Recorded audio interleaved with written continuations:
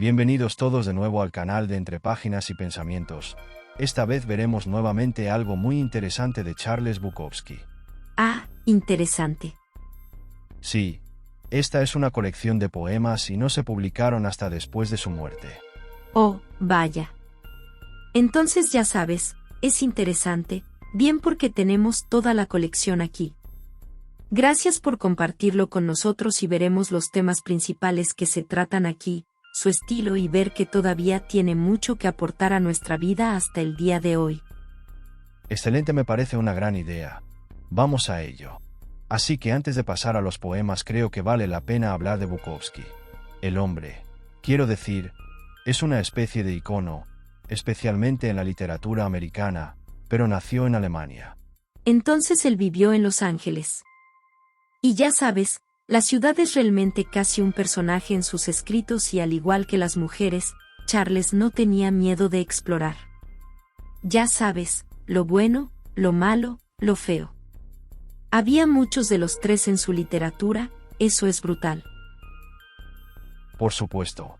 Y tampoco rehuyó a escribirlo, lo cual creo que es una de las cosas que lo hace sentir tan crudo y honesto.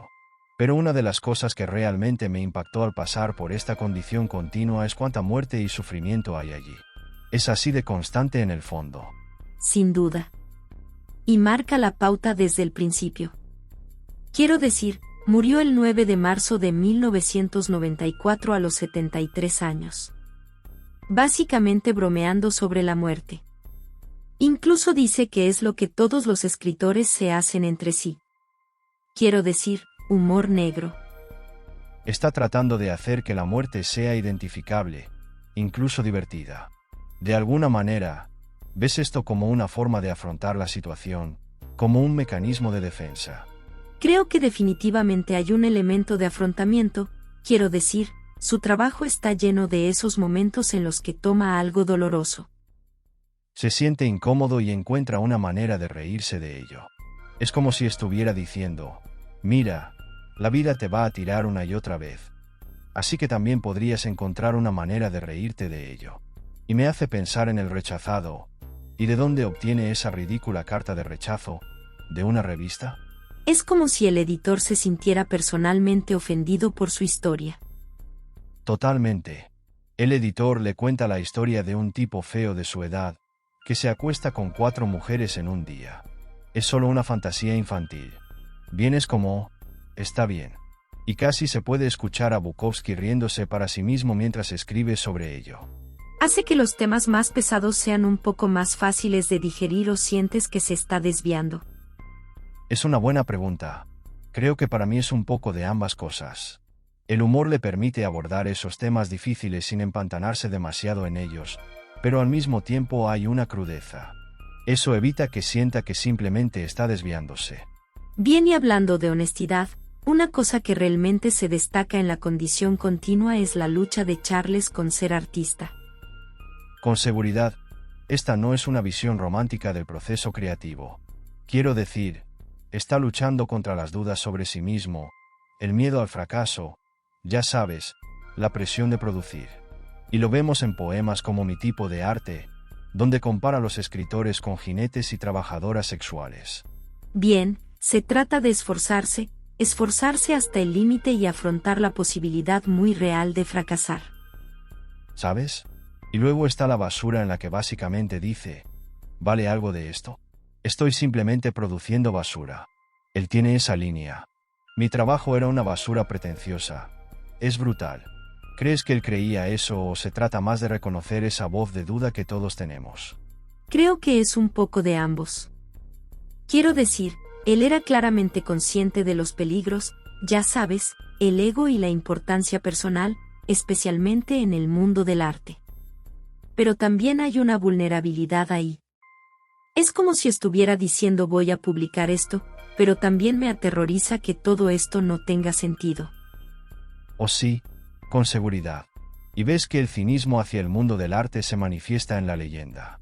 Habla de este pianista polaco que alcanza fama mundial, pero Bukowski lo describe como mediocre, ¿sabes? Tiene el vagón de ferrocarril privado, los fanáticos que gritan, pero todo se presenta con un sentido de ironía. Como dice Bukowski, Miren este absurdo. Esto es lo que valoramos y, por supuesto, el pianista al final muere. Como todos los demás, es este recordatorio de que la fama es pasajera y tal vez incluso una distracción de lo que realmente importa. Entonces, ¿crees que está siendo amargado aquí o está tratando de hacer un comentario más amplio sobre la integridad artística o un poco de ambas cosas? Definitivamente está desilusionado con la maquinaria de la fama, pero también destaca el valor de crear arte por sí mismo, independientemente de la validación externa, porque también vemos a Bukowski explorando los temas de la soledad y la conexión, incluso en medio de todo el cinismo.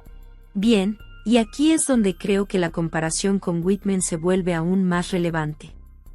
Charles, a pesar de su exterior brusco, parece estar buscando una conexión genuina. Incluso en los lugares más improbables. Vemos esta tensión entre querer la conexión, pero rechazarla en varios poemas. Una mañana extraña describe la reunión casi surrealista de hombres en una esquina. Comparten este fugaz momento de camaradería y luego todos desaparecen. Es como un microcosmos de la vida urbana. Bien, son estos momentos de conexión los que aparecen y desaparecen con la misma rapidez. Sí. Y luego tienes poemas como Cabezas de alfiler pesadas con zapatos de cemento, en los que elige activamente la soledad casi como un mecanismo de defensa. Es fascinante cómo puede oscilar entre esos dos extremos. En un poema, anhela esa cercanía, y luego, en el siguiente, aleja a todos. ¿Eso te resonó en algo como lector? ¿Alguna vez has sentido ese estira y afloja? Por supuesto. Creo que la mayoría de nosotros podemos identificarnos con ese sentimiento de querer ser vistos y no vistos. Conectado pero independiente. Y captura esa tensión con una honestidad tan cruda. Y para alguien que a menudo parece tan misántropo, pasa una sorprendente cantidad de tiempo observando a la gente corriente. E incluso encontrar la belleza en sus luchas cotidianas. Esta atención al detalle. ¿Es esa una forma de conexión para él? Una forma de encontrar significado en un mundo que a menudo parece caótico y sin sentido. Ese es un punto realmente interesante. Es como si estuviera tratando de comprender a la humanidad incluso si no siempre le gusta lo que ve. Y no son solo los temas. Su estilo de escritura en sí es tan distintivo que el lenguaje directo y sin adornos, las malas palabras, las imágenes ásperas. ¿Te pareció atractivo o te desanima? Quiero decir, puedo ver que no sería para todos. Es crudo, sin filtrar. A veces brutales. Pero para mí, eso es parte de lo que lo hace tan atractivo. No estás intentando endulzar nada. No lo hace agradable, simplemente exponiéndolo todo. Sí, es una elección audaz y definitivamente requiere agallas. Hablemos de algunos poemas específicos. Eso realmente nos llamó la atención. Me quedé impresionado sudando en la cocina tratando de hacerlo grande. Capta perfectamente esas ansiedades del envejecimiento. Sí. El miedo a perder tu ventaja creativa, esa imagen de él, sudando en la cocina. Tan vívido. Es como si estuviera luchando no solo contra sus propios demonios internos, sino también contra las mismas fuerzas del tiempo y la decadencia. Y contrasta esa lucha solitaria con sus recuerdos de trabajar en fábricas de derecha, donde los trabajadores sintieron juntos su dolor. Y destaca ese aislamiento del artista, esa sensación de estar solo en tu búsqueda.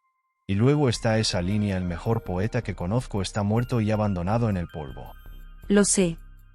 ¿Está hablando de un poeta específico o es como una metáfora más amplia de la pérdida de inspiración?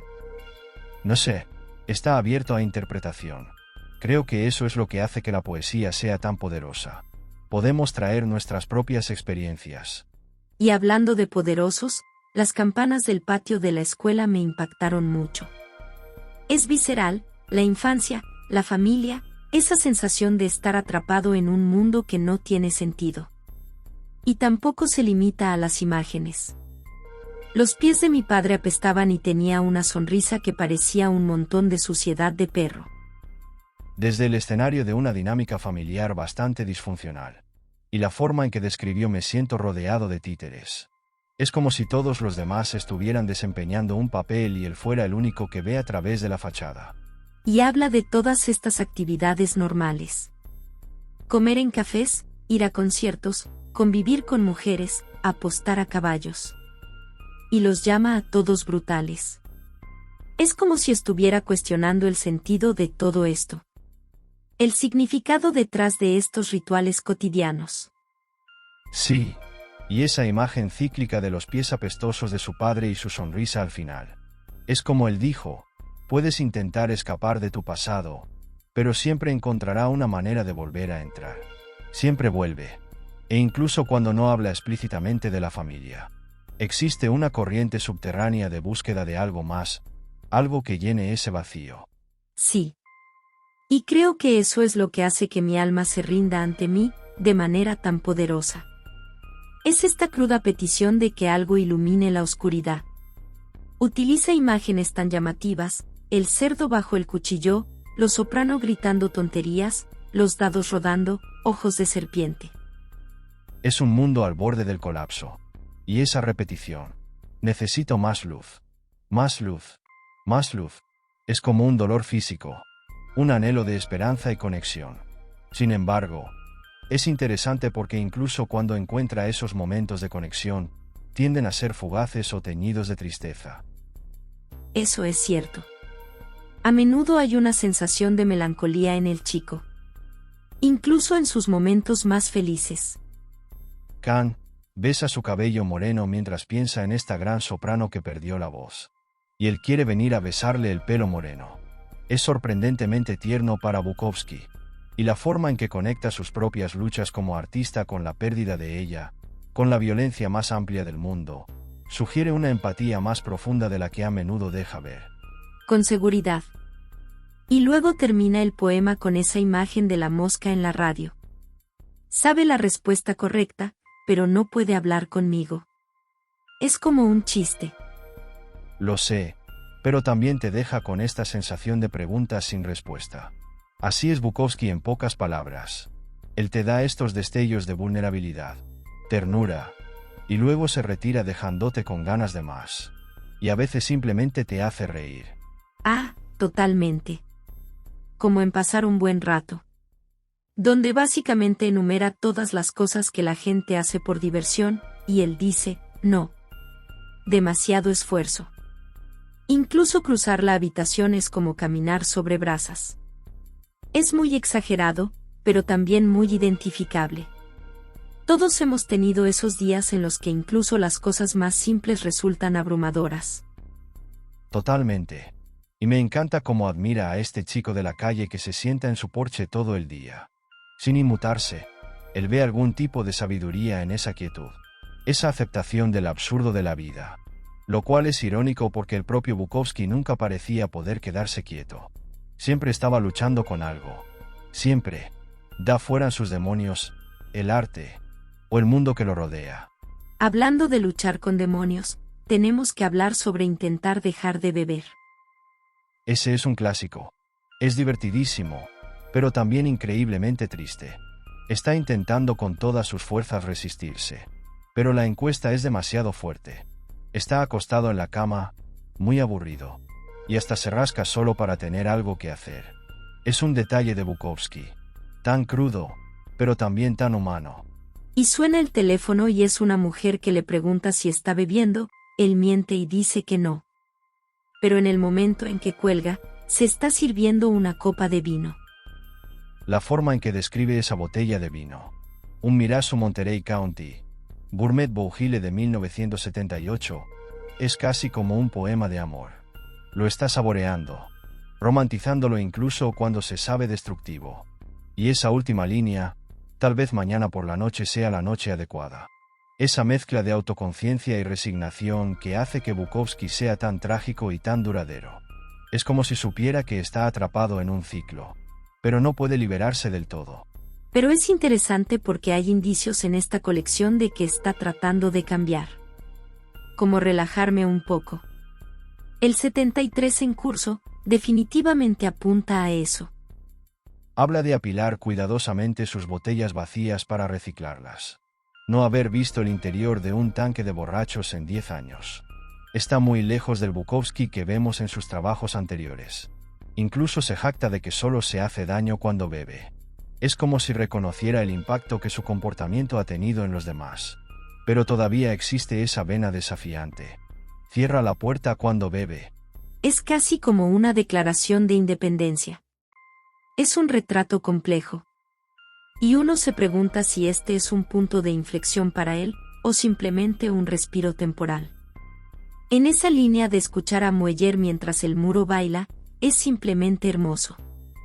Esto es solo una nueva apreciación por la belleza y la tranquilidad. Es un lado de él que no siempre vemos. Pero definitivamente está ahí, acechando bajo la superficie. Te hace preguntarte qué dirección podría haber tomado su trabajo si hubiera vivido más. ¿Habrá seguido explorando este lado más amable? Habla de apilar cuidadosamente sus botellas vacías para reciclarlas. No haber visto el interior de un tanque de borrachos en 10 años. Está muy lejos del Bukowski que vemos en sus trabajos anteriores. Incluso se jacta de que solo se hace daño cuando bebe. Es como si reconociera el impacto que su comportamiento ha tenido en los demás. Pero todavía existe esa vena desafiante. Cierra la puerta cuando bebe. Creo que todo artista lucha con esa pregunta en algún momento. Y la honestidad de Charles al respecto es a la vez refrescante e inquietante. No ofrece respuestas fáciles. No lo hace. Y va aún más lejos. Expresa este tipo de disgusto por sí mismo y por otros escritores, llamándolos cobardes por vivir una vida normal mientras finge que sus palabras son de alguna manera excepcionales. Es una evaluación dura, pero creo que habla de su profunda inseguridad, ese miedo a ser expuesto como un fraude. Y, sin embargo, a pesar de todas estas dudas, siguió escribiendo. Él lo hizo. Siguió esforzándose incluso cuando parecía inútil. Lo cual creo que en cierto modo es la respuesta a su propia pregunta. Bien. Sí. El acto de creación, incluso si es defectuoso e imperfecto, es una forma de relacionarnos con el mundo, de luchar con esas grandes preguntas que nos atormentan a todos. Entonces, después de pasar todo este tiempo con el padecimiento continuo, ¿qué te queda? ¿Qué resuena más? Para mí, es esa honestidad inquebrantable. Bukowski no rehúye nada. Lo bueno, lo malo, lo feo. Y al hacerlo, nos invita a hacer lo mismo, a afrontar nuestra propia vida con un poco más de valentía y un poco menos de pretensión. Creo que es una hermosa manera de decirlo. Nos da permiso para ser desordenados. Ser imperfecto, ser humano. Y aunque su mundo puede ser bastante sombrío a veces, también hay un extraño tipo de esperanza en eso. Absolutamente. Porque si Bukowski puede encontrar belleza y conexión en medio de todo el caos, tal vez nosotros también podamos. Bien dicho. Bueno, creo que hemos hecho justicia a el padecimiento continuo en esta inmersión profunda. Es una colección desafiante y gratificante y creo que permanecerá con nosotros durante mucho tiempo. Y para aquellos de ustedes que escuchan, si aún no han experimentado a Charles Bukowski, les recomiendo que lo prueben. Quizás te sorprenda lo que descubras. Gracias por acompañarnos en esta aventura literaria. Hasta la próxima.